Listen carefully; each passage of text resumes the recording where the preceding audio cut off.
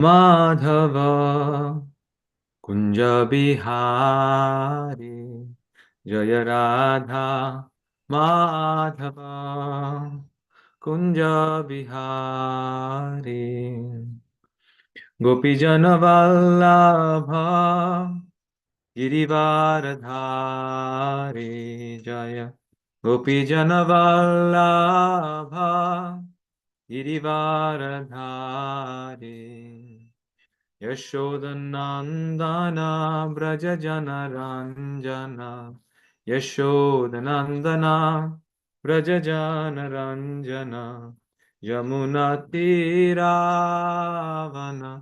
Chari Yamuna Tiravana Chari Jaya Radha Madhava Kunja Bihari Jaya Radha Madhava Kunja Bihari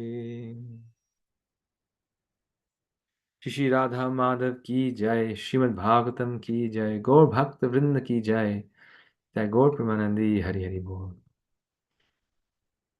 Om Namo Bhagavate Vasudevaya. Om Namo Bhagavate Vasudevaya. Om Namo Bhagavate Vasudevaya. So welcome everyone. Today we are reading from Srimad Bhagavatam, Canto 3, Chapter 31, Text 11. Nathamana Rishir Bhita Nathamana Rishir Bhita Saptavadri Kritanjali Saptavadri Kritanjali Stuvita Tam Viklavaya Stuvita Tam Viklavaya Vacha Yeno Dharer Pita Vacha Yeno Dharer Pita Nathamana Rishir Bhita Saptavadri Kritanjali Stuvita Tam Viklavaya Vacha Yeno Dharer Pita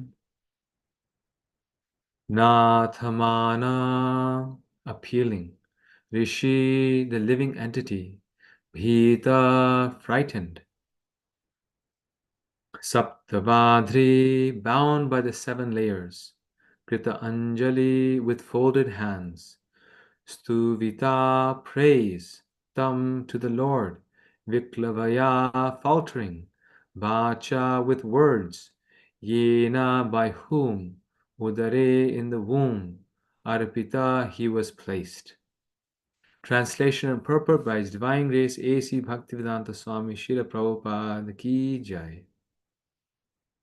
The living entity in his frightful condition of life, bound by 7 layers of material ingredients, prays with folded hands, appealing to the Lord who has put him in that condition. Once again, the living entity in this frightful condition of life, bound by 7 layers of material ingredients, prays with folded hands, appealing to the Lord who has put him in that condition. Purport. It is said that when a woman is having labor pains, she promises that she will never again become pregnant and suffer from such a severely painful condition. Similarly, when one is undergoing some surgical operation, he promises that he will never again act in such a way as to become diseased and have to undergo medical surgery. Or when one falls into danger, he promises that he will never again make the same mistake. Similarly, the living entity, when put into a hellish condition of life, prays to the Lord that he will never again commit sinful activities and have to be put into the womb for repeated birth and death. In the hellish condition within the womb, the living entity is very much afraid of being born again. But when he is out of the womb, when he is in full life and good health, he forgets everything and commits again and again the same sins for which he was put into that horrible condition of existence. Om Jnanam Timirandhasya Jnananjana Shalakaya Chakshurunmilitam Yena Tasmai Shri Gurave Namaha Shri Chaitanya Manobhishtam Stapitam Yena Bhutale Swayam Rupa Kadahmayam Dadati Swapadantikam Vandeham Shri Guru Shri Yuta Padakamalam Shri Gurun Vaishnavangsha Shri Rupam Sagrajatam Sahagana Raghunathan Vitam Tam Sajivam Sadvaitam Savadhutam Parijana Sahitam Krishna Chaitanya Devam Shri Radha Krishna Padan Sahagana Lalita Shri Vishakhan Vitangsha He Krishna Karuna Sindho Dinabandho Jagatpate Gopesha Gopika Kanta Radha Kanta Namostute Tapta Kanchana Gaurangi Radhe Vrindavaneshwari Vrishabhanu Sute Devi Pranamami Hari Priye Jai Shri Krishna Chaitanya Prabhu Nityananda Shri Advaita Gadadhara Shri Vasadi Gaura Bhakta Vrinda Vanchakalpa Tarubhyasya Kripa Sindhubhya Evacha Patitanam Pavanebhyo Vaishnavebhyo Namo Namaha. So this is a very wonderful verse in the in the sequence of verses that we are reading about the journey of the soul in the womb of the mother. And Bhagavatam is so perfect and complete. It shows us the journey of every living being at every stage of their life and how Krishna is there with them at every stage of their life. So it's showing our human condition, our condition within this world, living condition, not just humans, animals also. And it also simultaneously shows Krishna's mercy. So we've been discussing a lot about the child, the child within the womb. And Prabhupada in general on this whole topic says that Kali Yuga is the most horrible age, because he says that it's such a horrible age that even the mother is killing the child within the womb, right? The mother is the epitome of selfless love, of nurturing, of the ultimate shelter for a person in this material world, who is born in this world. And that shelter itself is killing the dependent, right? So the children are killing the mother in the form of the cow, and the mother is killing the child in the form of abortion. So what an unfortunate age, right? What an unfortunate age. There's nothing good left in this age. Only only ignorance, pure ignorance. So here, Prabhupada is, and the Srimad Bhagavatam and Prabhupada are describing such an amazing description, phenomena, that how the living being within the womb prays with folded hands. It prays that, my Lord, I will never again perform such sinful activities in my life, that I will again have to come to this material world, which is full of so much pain and suffering, right? It promises to the living being that, to Krishna, the living being promises, this time when I come out, I'm going to take your shelter. I'm going to be your pure devotee. I'm never going to get entangled in this material world again. But what do? Prabhupada says, as soon as we come out, we forget all of our promises to Krishna. We forget all of our prayers and promises to Krishna. And the help also that Krishna gives us, the strength that Krishna gives us to pass through those difficulties. And once again, we are entangled in this world of material life, of material suffering and happiness and distress and these things. Um, and then, the Prabhupada in the purport, he describes how this happens at many points in our life. It starts with the birth of the child, but it happens in so many. Then again, Krishna gives us the chance. As women, he says, who give birth, they say that there's no pain in this world greater than death. And there's after that, the second biggest pain closest to death is described in the scriptures is the pain of birth. The pain of birth is only second to the pain of death. And that's both for the mother and for the child. The pain that the mother feels when delivering the child is the closest pain that a living being can experience to death. And the pain that the child feels when coming out is similarly the same. And that's why the scriptures tell us that the ultimate suffering is birth and death. Those are sufferings that we're not cognizant of during our life. They happen for a short period of time, and then life goes on, or life moves on. But those two are the greatest pains. So the lady will promise, the mother will promise that this is the last time.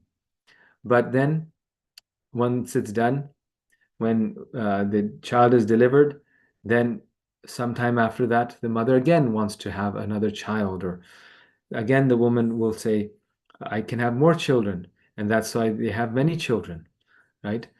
So we forget.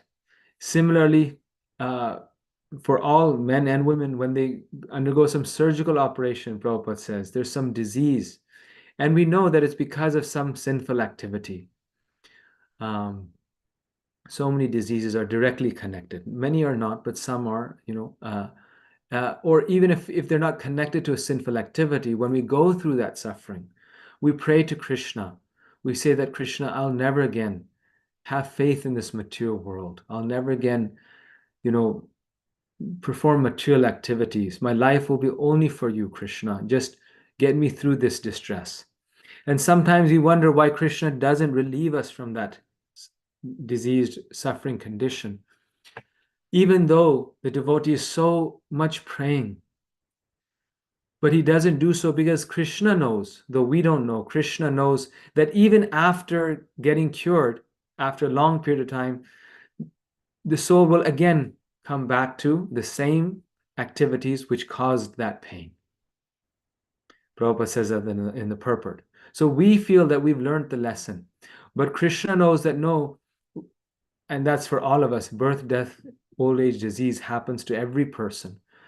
But why Krishna just doesn't give us for 15 days and we never again get sick? Because though we go through that experience of sickness, we don't like it. Again, we forget. And then again, he's giving it or he's extending it. Because he knows when that distress goes away, we will forget him. And it will not remove the very cause of the distress, which is what Krishna is trying to remove. We are trying to remove the distress, the disease. We're trying to remove the disease, but Krishna is trying to remove the cause of the disease. Similarly, Prabhupada says, any living entity put into any hellish condition of life, as they say, there's no atheists in the fox's hole, right? When people are at war or they are in the fox's hole, in the trenches, then they all pray to God. But the moment they're out or they're victorious, then they'll say, I am God, right? They'll forget that they are servants of God.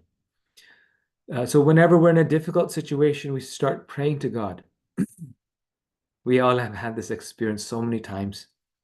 And we can recall back, we prayed and Krishna protected us. And we thought, I'll never doubt, Krishna, that you are God. I'll never do anything wrong. But again, we are back to where we were. We forget. And for this reason, Queen Kunti, in her prayers to Krishna, she says, in in different words. Prabhupada explains that basically what she is saying is that this is why calamities are not just tolerated or accepted by a devotee, but calamities are auspicious. They're the only auspicious thing that exists in this world. Bhakti Siddhanta Saraswati Thakur Maharaj, he said that in this material world, the only thing that is auspicious are the sufferings of this world, because those actually remind us of Krishna. And so this is the devotee's perspective, which is very, of course, we can just offer pranams to it. We cannot fully realize it. We're not on that level of realization that they have, but we can appreciate their words. That this is why the only Bhaktisiddhanta Saraswati Thakur Maharaj says that it's not just that we see it as something to surrender to Krishna, but the devotee is actually thankful to Krishna for these distresses and sees them as necessities, as auspicious, because they bring us to Krishna. Because the moment they are not there, then what does Queen Kunti say? Now you are leaving us. The moment they're not there, we forget Krishna. We forget about him. So Lord Brahma also says this into his prayers to Krishna. Very famous verse, many of you know. So I thought I'll bring this verse up here.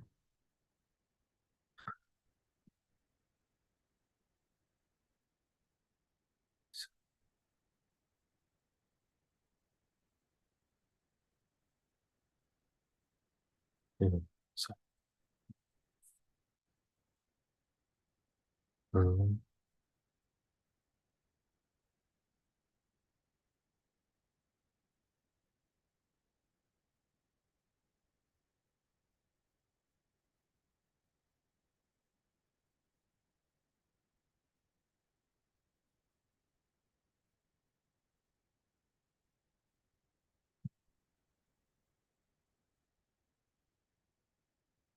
so here it is, Lord Brahma's prayers. Oh. He says, my dear Lord, tate nukampam shushamikshamano unjana evatma kritam vipakam hridvagvapurbhir vidadhan namaste jiveta yo mukti pade sadaya bhak. My dear Lord, one who earnestly waits for you to bestow your causeless mercy upon him, all the while patiently suffering the reactions of his past misdeeds, and offering you respectful obeisances with his heart, words, and body, is surely eligible for liberation, for it has become his rightful claim. So the verse is very significant, that it says that it's not just that a devotee offers obeisances to the Lord within his heart when these things happen, but in doing so, liberation, the Lord's abode, becomes his rightful claim. And why is that? Because the Acharyas comment on this verse that one way to say thank you in Sanskrit is anukampito. So this verse says anukampita. It says tate nukampam, right? Here, the verse is here. Tate nukampam shushamikshamanu. So this word anukampam means I have been graced, or I have been blessed by your mercy. Even the famous Dhanyavad can be translated as I have been made fortunate by your grace. So when a devotee gets some distress or reversal in their life, then the devotee says, I have been graced.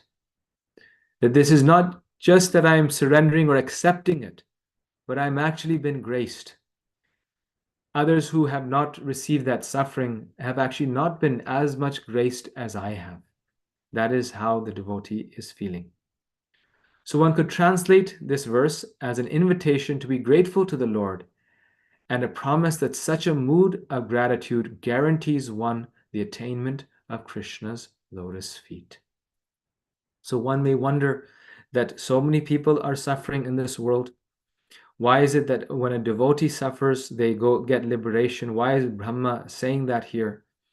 Because it's not just the suffering that the devotee has, but when they can see it as the grace of the Lord, then that guarantees one's attainment at Krishna's lotus feet. Now we know that to get Krishna's lotus feet is very, very difficult, right? To get the determination of, you know,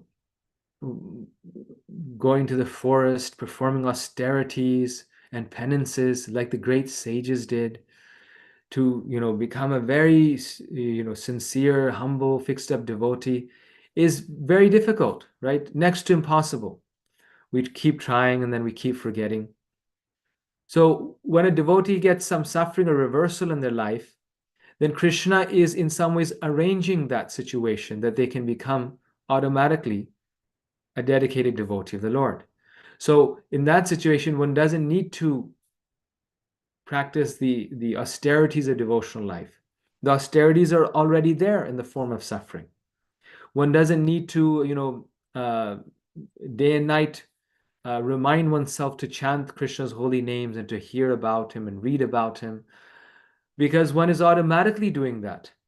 When one is in suffering, every moment one is remembering Krishna. Of course, even in that situation, we have to remind ourselves, but it's so much easier.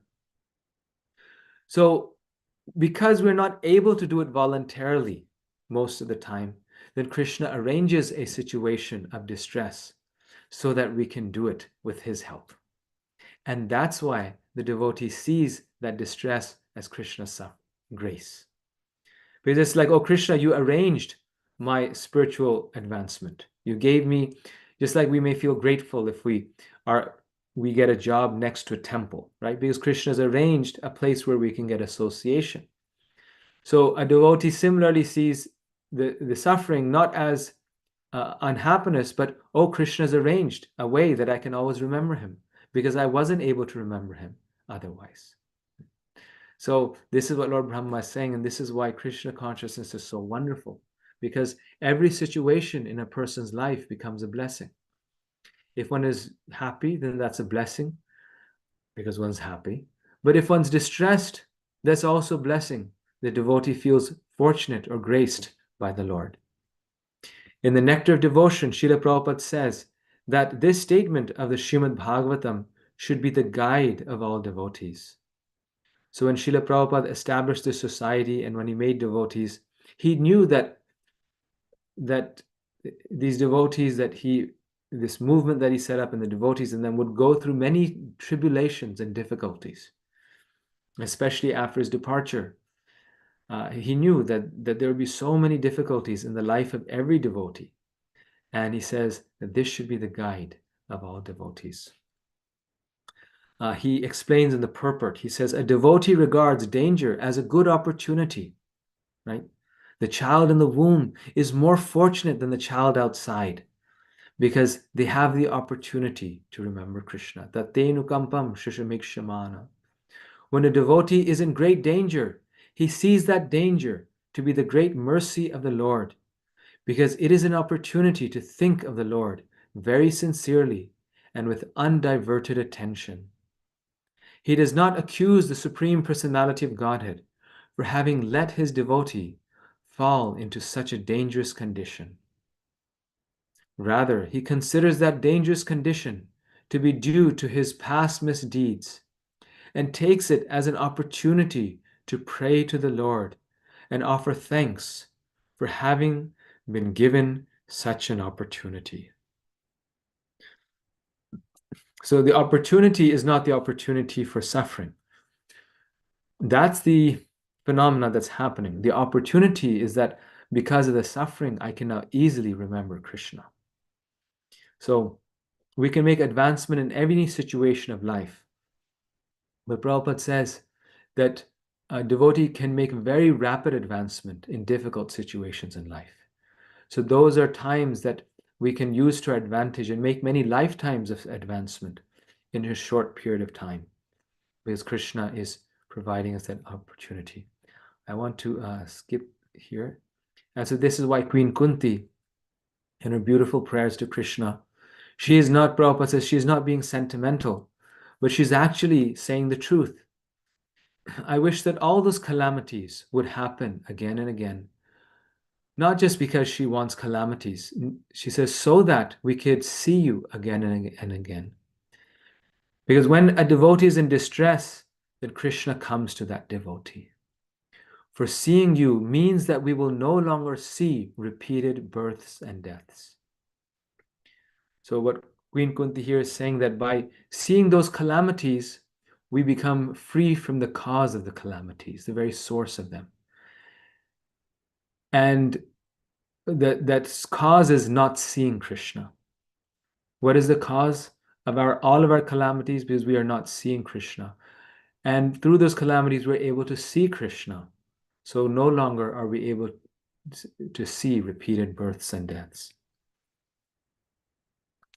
Vishwanath Chakravarti Thakur states that Krishna's first expression of mercy bears the fruit of tormenting pain. This is a commentary, Vishwanath Chakravarti Thakur. He says, when Krishna is very merciful to a devotee, his first expression of that mercy is very difficult test. His second wave of mercy causes an extraordinary shower of sweet bhakti rasa to rain down on his devotees. And Krishna promises that I give mercy in the form of my very self. So it's not just that Krishna gives his mercy, he gives himself to that devotee. There's nothing more that he can give. He gives his whole self to that devotee. The hard part is getting through the first part. And many of us may become disheartened on the first part. But if somehow or the other the devotee gets through this first part, then they enjoy the nectar of Krishna's mercy. And on this one, I want to read something very nice that I recently read, Prabhupada. I just have to find it. Where did it go here? I'm going to, these are kind of my notes here of this, here, this. So Prabhupada says this in this context. He says, faith means that you are meant for giving some service to Krishna. You should stick to that service, that path, in spite of all impediments. That is the passing of test. Generally, just like we are meant for preaching Krishna consciousness. So there may be severe test, but still we shall remain determined. That is wanted. There may be so many impediments, punishment. Still you should do that. That is wanted. That is the test. Not that as soon as there is some difficulty, I give it up. There may be severe test, but still we shall not give it up. We must go on. That is determination. So Vishwanath Chakravarti Thakur is that first line where he says, this is Krishna's first wave of mercy. Tormenting difficulties are Krishna's first wave of mercy. The devotee recognizes that, and recognizing that continues their service, does not give up their service to Krishna. And if one does not stop, then that is passing of the test. Because Krishna will give a severe test. And then Prabhupada says, even the word punishment, we are serving Krishna, right? We are serving Krishna, but then the devotee apparently will get punished. Just like when Bali Maharaj offers his life to Krishna, then after that, Krishna punishes him. He says, you broke your promise. You said 3 steps. Where is my 3rd step? And because you broke your promise, I will punish you. So though he has surrendered everything, Krishna, to increase his love, he says, so then Bali Maharaj says, put the 3rd step on my head. And Krishna then places it there. And one may think, well, now Krishna's put his head on Bali Maharaj's, Krishna's put his feet on Bali Maharaj's head. So now he will take him to Golok Vrindavan. But no, he puts his feet on his head and pushes Bali Maharaj down to the hellish planets. And then after that, then he rewards Bali Maharaj. And he says, you will get my unalloyed bhakti. and I will become your bodyguard. You will become the king of this planet, and I will be your attendant. So Prabhupada says we must pass this test. Now, last point, and this is the very last one. Uh, Prabhupada, one then may think that, well, when does this end? Does Krishna keep testing? Does he just, keep giving difficulties to his devotees?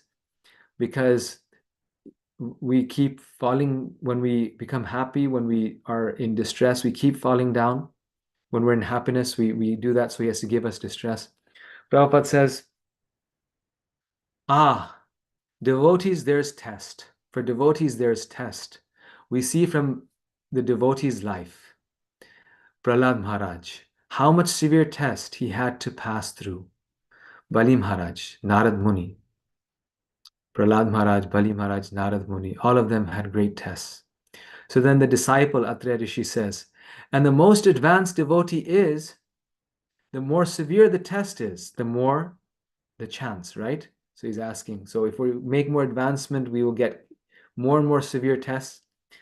Prabhupada replies, no, after you pass the examination, there is no more test. But before coming to the post of recognized devotee, Krishna tests very severely. That one has to pass. We see from the life of Bali Maharaj how he was put into difficulty. Even his spiritual master cursed him, put into test, and still he remains in his determination. Then he's passed. That is very natural. And there's a word, acid test. For ascertaining real gold, the acid test, one has to pass to become real gold. So Prabhupada is saying that that test does end. He says, once you pass it, Krishna has tested you. Krishna has purified you. So back to again Vishwanath Chakravarti Thakur's verse, that his first wave of mercy is difficulties. And that lasts for some time, a long time. But a devotee, once they pass through it, then Krishna knows that this devotee will never again waver in their devotion to me. And he stops testing the devotee. He elevates them to the spiritual world. Okay, so thank you everyone for your kind attention. We're over time, so if there's any comment or question, we can quickly take it. Any realization? Hare Krishna Prabhuji Danvat Pranam. You are almost unstoppable today. That's what I can say. You don't even want to stop. No, so many information in such a nice class. Wonderful Prabhuji. We are enjoying. Hare Krishna. Thank you, Mataji. Hare Krishna.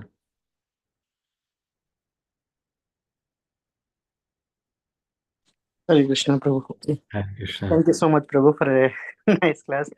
So, I mean, in the beginning, we were talking about how the living entity prays to the Lord when they're going through severe suffering, be in the womb of a mother, or right. So, I mean, our Prabhupada is giving the examples of some very severe difficulties like a surgery and all. So, how is it? Because we are, of course, the baby forgets. I mean, when it comes out and then the fire takes over. But I was just thinking, Prabhu, I mean, why do we forget it so easily? I mean, all of us went through this situation, right? I mean, so sometime we pray to the Lord saying that, yeah, I don't want to go through this difficulty again. But it looks like after some time, right? Everything like looks normal and we will get to the same situation again. Right? Yes. And it's very, very surprising the way how we get entangled into that, right? So, Yes. Yes, Prabhu. Just like sometimes you go through so much distress, right? And our Krishna consciousness increases so much. mm, And then like 4 years later or 2 years later, we're like, where did that Krishna consciousness go? Like I was so inspired at that time. Where did it go? And that's exactly it, what you're saying, that we forget. And that's because we've come to Krishna consciousness maybe 20 years ago, right? And we've been practicing, but we've been in material consciousness for 20,000 lifetimes. mm, So it's just like Prabhupada says, a dog's tail, right? We straighten it, but then our mind goes back to where it was for 20,000 births. The enjoying mentality, the hope that I will enjoy this world. There's no pleasure here, but somewhere or the other, I'm going to find this pleasure. And because Krishna knows that conditioning is so deep, he pulls us out of that conditioning.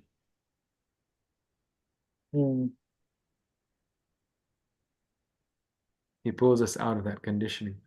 And he can only do that when it's long enough. And we think, oh, the short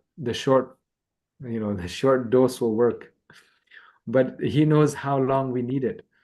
And that's why the devotee is so patient. Right? Lord Brahma says, patiently awaiting the Lord's mercy. Because the devotee understands that, I have to be patient because Krishna knows how much I need. And this is Krishna's plan. And I accept it. And not just accept it, I'm seeing it as His grace. It's His grace.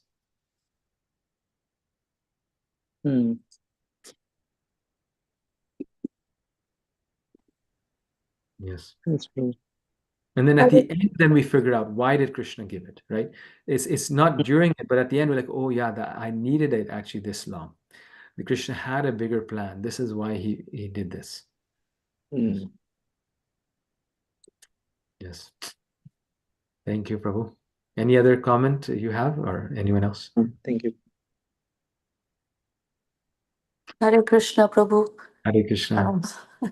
This is a topic really close to my heart because I feel like complacency is my strongest point quality. For all of us, yes. And somehow I seem to have, come up with a way to beat this process in a way, because I feel like when Krishna gives me a little bit of difficulty, I'm like, okay, it's Krishna's mercy. And then it's like, okay, Krishna needs to give me a bigger difficulty because, the smaller one, I didn't learn my lesson. Mhm. So I don't know. Yeah, and in this verse, actually, Prabhupada is really looking at, well, what is auspicious in this world, right? We often think that, the devotee who's getting a lot of success or opulence or fame, beauty, this devotee is very fortunate. They must be a very elevated devotee or person, just in general in this world. But Prabhupada is reminding us here, and the verse is reminding us here that, actually the devotee who is going through some difficulty may be the most fortunate and auspicious person, right? That may be the most auspicious thing, that our challenge may be most auspicious because Krishna's put them in a situation where they cannot procrastinate, where they just need to surrender, where Krishna's bringing them so close to their lotus feet. So Prabhupada is actually changing our perspective, that our measurement of success should be something else. Yeah. And the thing is, we keep, making Krishna work for us to keep giving difficulty, because I just don't seem to learn from, it's like again and again and again. So, yeah. Thank you Yes. so much. Yes. It's so true. And we need it again and again. We think we learned the lesson in one time, but then sometimes we need it again, and then we need a third time and a fourth time. And so it's all part of that time period of the journey until we get to the point where Krishna doesn't need to test us anymore. Because even if he does, the test doesn't feel like a test to the devotee. The devotee is just happy in any condition. Thank you. Thank you. Okay, so we'll end here. Thank you. Srimad Bhagavatam ki jai. Srila Prabhupada ki jai. Thank you, Prabhu. Thank you.